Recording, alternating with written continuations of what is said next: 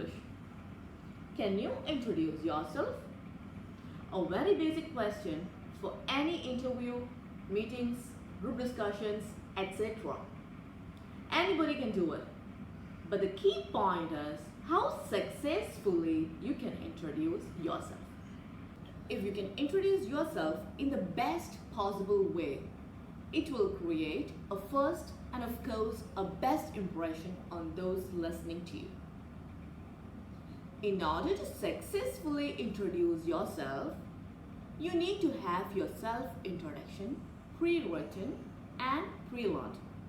It doesn't mean that you have to by heart everything in your self-introduction, but to make it one with a good impression or the best impression, you always need to have it pre-written and pre-learned to avoid mistakes and to present it in the best possible manner.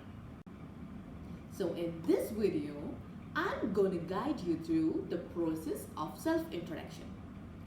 Stay tuned till the end for extra tips and tricks. The first part of a self-introduction is greeting. Make sure that you know the time to greet accurately. The greeting could be, of course, good morning, good afternoon, or good evening, depending on what time of the day it is. One point that can negatively affect your self-introduction is a wrong greeting. If you are confused at the time of greeting, or you're not sure that you have to look at your watch to make sure that you're greeting correctly, it would have a negative influence on your performance. In order to avoid this problem, we have to make sure about what time it is before we start our self-introduction. Normally, as all of us know, it's good morning before 12 o'clock in the noon and good afternoon after 12 noon till 4 p.m. And we usually greet with a good evening from 4 p.m. till midnight. And even if it is late in the evening, we always start a greeting with good evening and never with good night. Good night is always used only while winding up a conversation. I hope that the greeting part or the point number 1 is clear to all of you. Greeting is very important and we need to do it correctly. Now, the second part is a thank you. We should be thanking them for giving us an opportunity to introduce ourselves. So we can say a thank you in this way. First of all, I would like to express my thanks for giving me a chance to introduce myself. Now, I would like to draw your attention to the pronunciation of the word thank you. Some people say it thank you, but it's not thank you, but thank you. The third part is your name. My name is, you should say your full name. And make sure that you say your name in an elegant or beautiful style, cause your name matters. Let them remember your name among all the other candidates.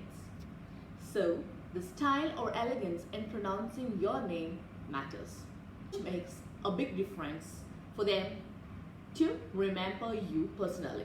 When introducing your name, you can either say my name is, and you can add your full name, or you can also say I am. You can add your full name. But make sure that you say your name with a style and elegance. Now, let's come to the fourth part, your place.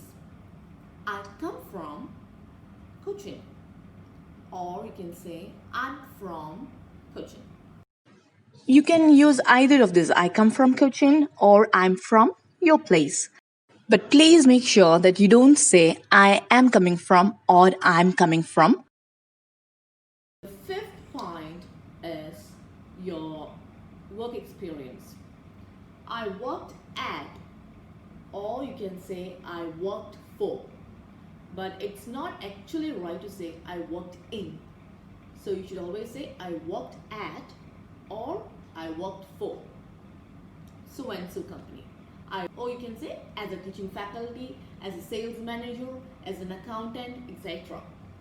So make sure that you always say I worked at or for the institution and not I worked in that particular institution. If you're still working, you can simply say I work at or I work for. Here comes the sixth point, your educational qualification. Whatever is your highest qualification, you should say that I am a graduate in, or you can say I'm a postgraduate in business administration, English literature, engineering, etc. It is incorrect to say that I am a BBA or I am an MBA. Instead of that, we can say I have a BA in English, or you can say I have a master's degree in business administration. The seventh point, family. We can be very minimal when we introduce our family. That would be the best. We are a family of 5. Or we can say my family consists of 5 members.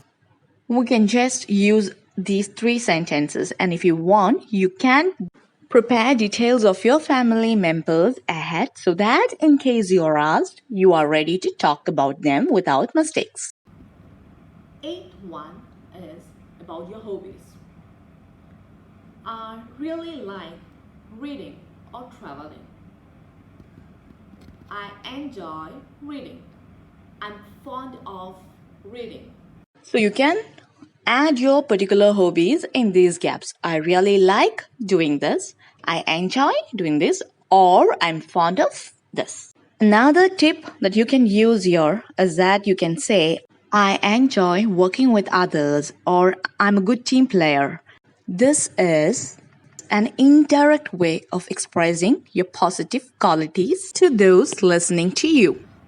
Now we have dealt with 8 parts to be included in a self-introduction.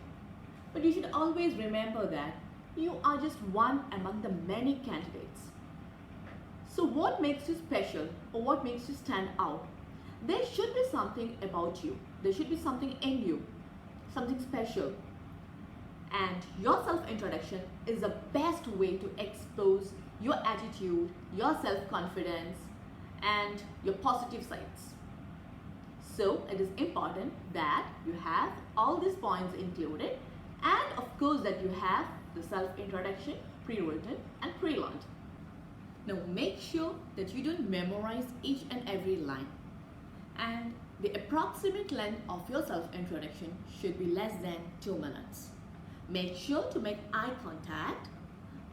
Occasionally you can smile and use hand gestures. You can use your hand, but in a minimal way. Wish you all the best. Now please give us a thumbs up if you like the video, and please feel free to comment in so that we know how useful this video is for you, and you can share it to show your support. And those of you who have not yet subscribed to the channel, please do subscribe and make sure that you hit the bell icon to get notification of the upcoming videos. Thank you. All the best.